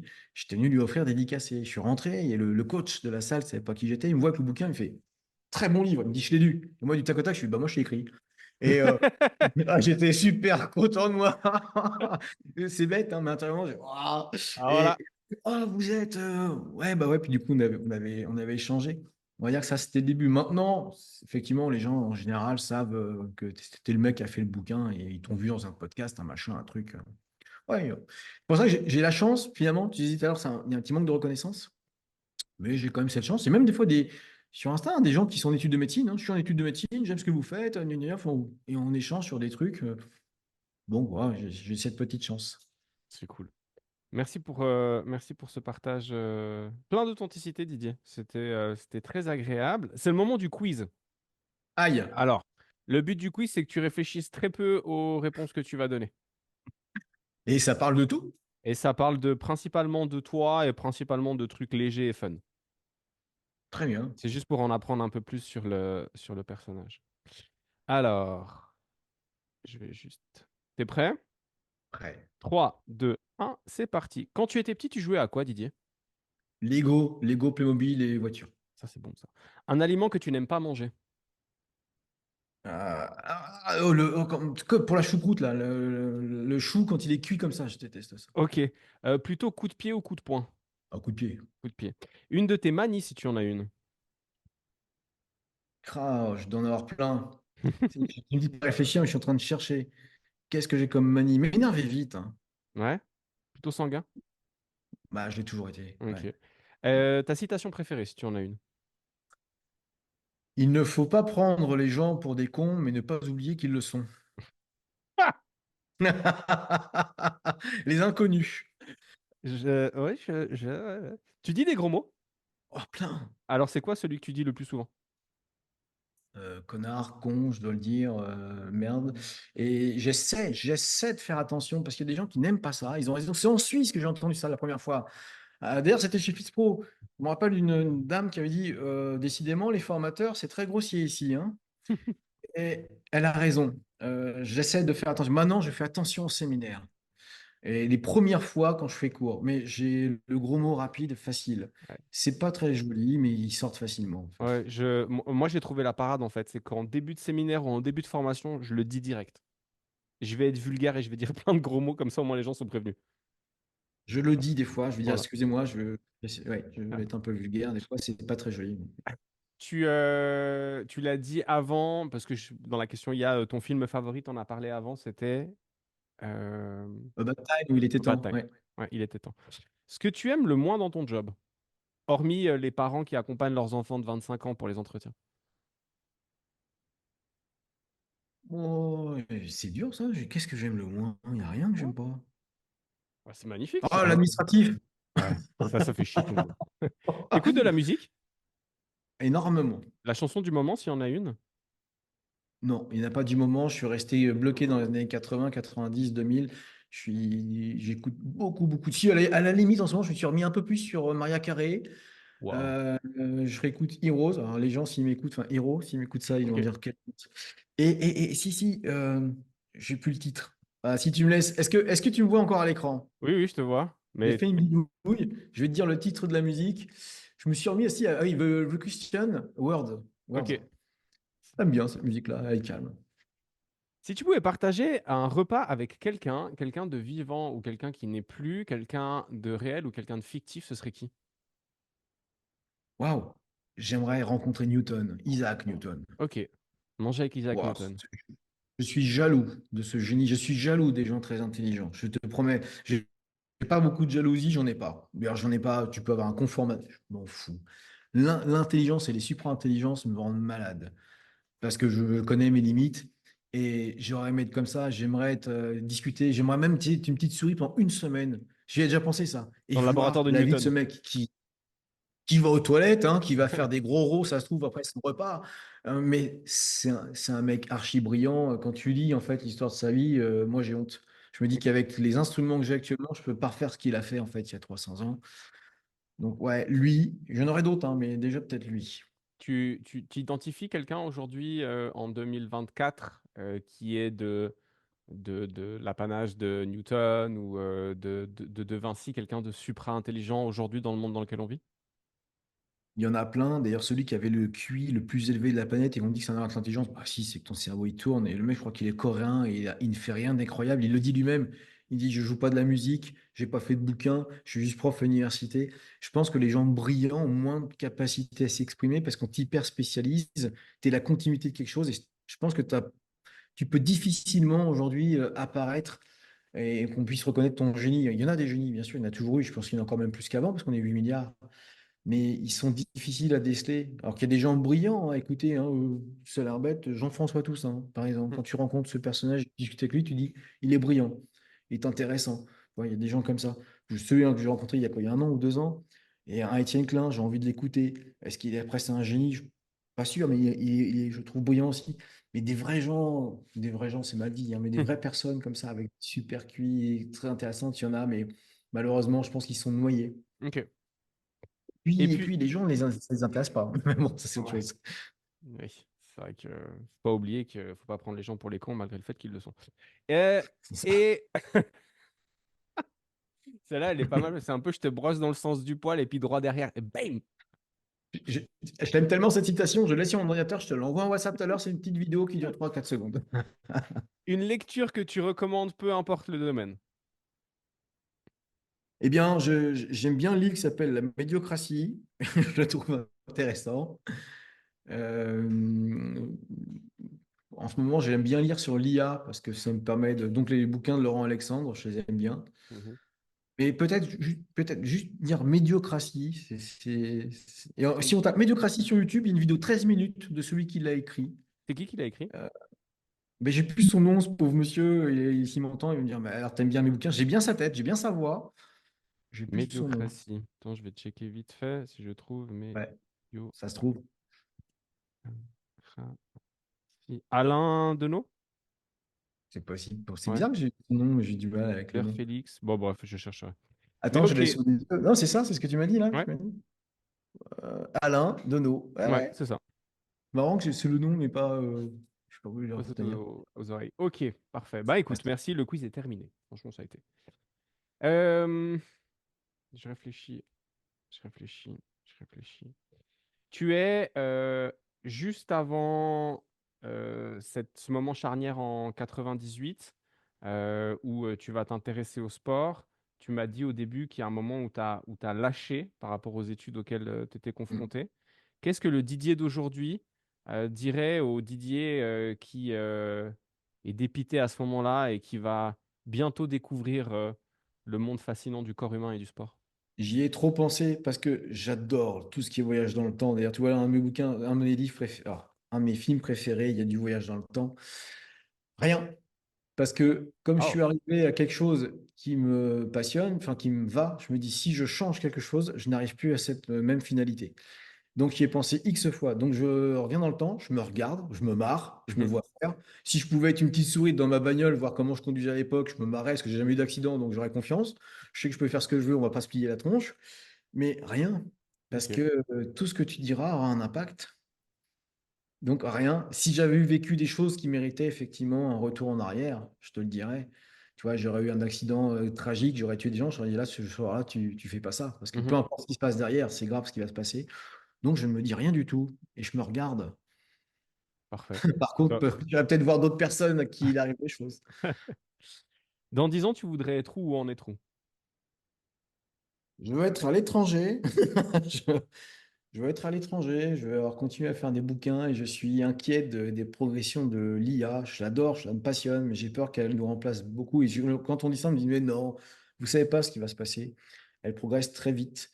L'inventeur de ChatGPT nous a dit que dans 10 ans, elle sera 1 million de fois plus performante que Aujourd'hui? maintenant.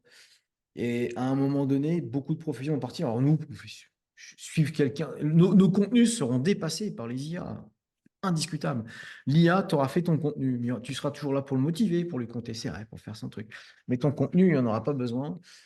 Je suis inquiet des IA, je ne l'étais pas quand je regardais Terminator, ça me faisait peur comme tout le monde parce que c'est très bien fait, que c'est impressionnant. Mais bah, méfions-nous en fait, je trouve, parce que ça progresse très fort. J'ai peur que les gamins là, parce qu'en plus on est de plus en plus nombreux, ils vont se retrouver avec quoi? Il y a de plus en plus de méga riches. Tu sais, les films d'anticipation un peu inquiétants, où Mhm. tu as des super familles extrêmement riches et tout le monde est pauvre. Oui, Ou un il y en a, milliardaire, il y en a un que j'avais beaucoup aimé. C'était avec Justin Timberlake. oui, Et tu sais où en fait il y a plus d'argent, mais tout se paye en temps. time-lapse, Ouais, ou ouais, time lapse ou no time, je sais plus, mais oui. et voilà, et t'as ce truc-là. Ils sont bloqués à 25 ans et les Mhm. très riches peuvent à l'infini. Tu sais, il y a de plus en plus de milliardaires, c'est une façon de parler, il n'y en a pas non plus 30 par jour qui apparaissent. Mais pour être milliardaire, tu ne peux pas prendre de l'argent à un autre milliardaire. Donc c'est un petit peu d'argent que tu as pris à la masse, donc aux pauvres. Un peu comme le prix des autoroutes en France qui grimpe tout le temps, alors que les mecs sont super riches, ils devraient même plus augmenter. Tu as gagné 10 milliards l'année dernière, t'en gagnes que 8 cette année, que 6 l'année prochaine. Oh, Ça va oh, aller. ça va. En fait, arrête de prendre de l'argent aux pauvres. Je suis un peu inquiet dans l'avenir. Moi, ma situation de perso, j'ai envie de dire, ça va, j'aurai appris, j'aurai vieilli. J'espère bien vieillir, ne pas être malade, que mes enfants n'aient pas de problème. Euh, c'est vrai que perso, je suis pas trop inquiet. Je suis un peu inquiet sur la société, des dettes sociales qui augmentent, une intelligence artificielle qui remplace des choses, qui produit du CO2 aussi, qui consomme de l'énergie. Pour une fois, je suis vraiment inquiet. Mhm. On sera comment dans 10 ans? Et ça se trouve, il sera passé des mauvaises choses. Ok. C'est pas positif, là, tu vois, coupe le passage. Les gens, ils regardent le podcast. Oh merde! Ah, c'était bien jusque-là, et puis là, Oh, le mec, il nous a cassé le moral, là. le mec, il a brisé tout, il a tout brisé là. Fin de podcast, il s'est lâché, parti en roue libre, tout est fini. Mais non, mais écoute, je comprends, puis au moins c'est dit avec honnêteté, donc moi ça me va. Euh, terminons sur une note positive du coup. Un dernier mot pour les auditrices et les auditeurs du podcast. Didier, quelque chose que tu n'as pas dit ou quelque chose que tu as déjà dit mais que tu aimerais répéter. Voilà, finissons en beauté. Et c'est pas pour faire bien. Je le dis jamais, je l'ai jamais dit, je crois, ni en podcast, ni quoi que ce soit, mais c'est peut-être que c'est l'âge qui fait que je vais bien, mes prises de sang sont bonnes, mais on est à l'abri de strictement rien. Je veux dire, prenez soin de vous. Et en fait, c'est bateau, hein, ça, comme phrase, hein. Mais je commence à comprendre quand on dit ça, ou quand des vieux te disaient ça. Je commence à me dire que on sait que ce qui compte, c'est la santé. On est tous, on le sait. Mais à 20 ans, tu t'en fous parce que tout va bien. Mais en fait, c'est vrai. Tu crées ton capital. Je vois les gens qui ont mon âge, hein, donc mes potes. Bah, à 48 ans, moi, je vais courir, je vais faire des trucs. Je suis pas un sportif de haut niveau, mais je peux mettre la pige encore certains de 20 ans qui sont pas sportifs. Mais prenez soin de vous, la vie va vite. Ma grand-mère, à 75 ans, elle allait décéder pas longtemps après, elle m'avait dit qu'elle n'avait pas vu passer sa vie. Et moi, je me rappelle, j'étais gamin, je lui avais dit, ouais, dans ma tête, je me dis, ouais, grand-mère, n'importe quoi. Elle me disait qu'elle se rappelait encore qu'elle jouait au bac à sable. Ah Mais moi ouais. aussi, je me rappelle jouer encore au bac à sable à 48. Et donc, quand j'aurai 75, je me rappellerai encore jouer au bac à sable. La vie, ça va vite. Faut se faire plaisir. Faut être en bonne santé. Faut vraiment profiter, faire ce qu'on aime. Tu vois, quand des gens sont pas contents de leur profession et autres, ils me disent, c'est pas aussi simple. C'est pas aussi simple, mais ça peut être simple quand même à un moment donné. Mais ça va trop vite une vie. Faites ce qui vous plaît, donnez-vous les moyens de faire ce qui vous plaît. Remplacez les pas de chance par de l'intelligence, ça c'est une chanson de Jean-Jacques Goldman à un moment donné. Profitez, bon sang, vivez, on ne vit que 80 années dans un univers qui a peut-être même pas 13 milliards d'années, apparemment il en aurait peut-être 26. Il a même vu une fois une étude, il disait peut-être qu'il y en aurait 40, donc on ne sait strictement rien. On est plus que poussière, hein, on est strictement rien. Tu sais, dans Doctor Strange, quand le méchant, dans le premier Doctor Strange, qui dit qu'on est que poussière, Mhm. Là, c'est c'est ça, hein, exactement ça, on est à clairement. rien. Peanuts, c'est à rien de Clairement. rien. Donc, T'es, puisque t'es- tu t'es rien, une dis-le personne bien. sur t'es une personne sur les quoi? Sur les 110 milliards qui sont passés juste avant toi pour que toi t'arrives là. Hein. Ouais. Ça remet des choses dans leur perspective, j'ai envie de Et dire. prends un papier, un crayon, tu fais tout. Tu fais moi. Voilà. Grands-parents, tu vois, fois deux, t'es là, waouh, au bout de 5 générations, ah bah c'est facile à multiplier en fait, hein. Donc ouais, vivez, profitez, faites ce qui vous fait plaisir, bon sang, et Ouais. puis de la bienveillance tant qu'à faire, mais Et prenez soin voilà. de vous, s'il vous plaît. C'est ce que j'allais dire et à minima, ne faites pas de mal. Merci beaucoup Didier euh, pour ce temps. C'était un plaisir pour moi de te recevoir parce que tu as été un de mes formateurs quand moi j'ai fait ma formation il y a un peu plus de 10 ans en arrière maintenant. Tu es une ref dans notre domaine, donc c'était très cool de t'avoir. Et puis j'étais aussi content de te revoir à l'Elite Training Symposium. Où est-ce qu'on peut te retrouver? Bah, si vraiment, attendez un petit peu, enfin allez sur Instagram si vous voulez, mais c'est vrai que sur Instagram, je mets tout et n'importe quoi. Ce qui fait qu'il y a des gens qui veulent que du contenu, ils ont du contenu une fois sur 8, Et de et temps en encore. temps, il strike un influenceur. Soyez à l'affût. C'est arrivé qu'une fois, mais ça commence à me fatiguer. Je tombais 50 fois sur la pub, elle est mal faite, cette pub. Tu peux pas taper sur les autres pour te mettre en avant, puisque théoriquement, tu n'en as pas besoin si tu es si fort et si connu que ça. Alors ça, c'est un truc que j'ai remarqué dans notre industrie malheureusement, mais c'est que beaucoup pour se mettre en avant appuient sur la tête des autres. Mais oui, et là, on me l'a signalé, un autre que je connais bien pourtant, et qui est venu dans cette école, dans cette pièce, qui fait la même chose. Je me suis dit, mais qu'est-ce que c'est que cette façon de faire? Est-ce que vous en avez vraiment besoin? Est-ce que c'est à votre honneur? Non, mais ils s'en foutent, c'est le pognon qui gagne. Je ne sais pas si tu connais, il y a un compte Instagram et c'est aussi une chaîne YouTube qui s'appelle L'Esprit Critique, qui, Oui. tu vois, Hmm. et j'ai posé la question, je leur ai envoyé un jour un message et je leur ai expliqué ça.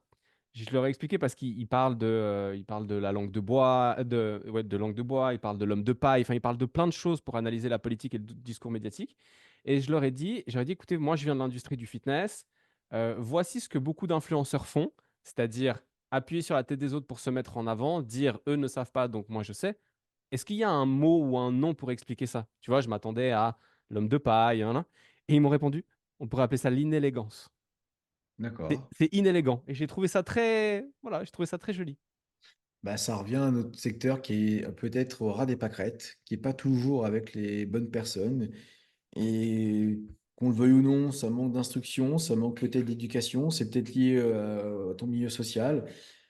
Et peut-être que c'est monnaie courante chez nous. Ou Et que peut-être cette que c'est juste ignorance des cons. fait partie de notre secteur, et c'est un peu tristouné. Alors, Mais pour me retrouver, donc, ouais, bah, les livres, Instagram, il va y avoir du contenu. Alors, on m'a donné l'idée il n'y a pas longtemps. On m'a dit, pourquoi tu fais pas du contenu payant? C'est que ça te motiverait à faire des vrais trucs. Je dis, bah, ok, je vais le faire. J'ai cherché, mais j'ai pas trouvé. Alors, j'ai tapé sur Google, comme tout le monde. Et puis, finalement, qui me dit, tant que vous n'avez pas atteint les 10 000 cas, vous ne pouvez pas proposer cette option-là sur Instagram. Je dis, ok. ok. Bon, Donc, un bah voilà. abonnement, genre à 3 euros, mais j'aurais fait 3 euros par mois. Ouais. Et une fois par semaine, tu avais un vrai contenu pro, tu vois, plutôt qu'une bêtise où je suis en train de filmer ma roue crevée ou un truc comme ça. Mhm. Eh ben non, je suis qu'à Bon, après, 8 300. tu peux toujours le créer sur une. Bah, si jamais on en reparlera, mais tu peux toujours le créer sur une plateforme et puis l'héberger sur une plateforme et puis voilà, rendre les. Mais c'est un très bon projet. Donc, sur Instagram, et puis principalement là, en fait. Eh Si les gens oui, veulent communiquer avec toi. c'est ça. De toute façon, Cool. combien de fois on contacte sur Insta? Puis j'ai quand même, toutes les semaines, j'ai des messages de gens que je connais pas. Je prends le temps de répondre. Et ils sont toujours surpris. Je leur dis, j'y arrive encore. Je pense qu'il y a des influenceurs à 300 000 personnes, ils doivent pouvoir répondre à personne. Logistiquement, c'est un peu plus compliqué. Génial. Didier, merci beaucoup d'avoir pris un bout de ton temps pour venir discuter avec nous sur le podcast. C'était très agréable. Pour les auditrices et les auditeurs du podcast, merci pour votre fidélité. J'espère que vous aurez pris autant de plaisir à écouter l'épisode que Didier et moi, on a pris à l'enregistrer. Si c'était votre premier épisode, bah, merci et bienvenue. Et si ce n'était pas le cas, je vous remercie pour votre fidélité. Didier, je te souhaite une bonne suite de journée, une bonne fin de semaine. On est vendredi et un bon week-end. Merci à toi, c'était À très super. bientôt. Top. Merci. Ciao, ciao.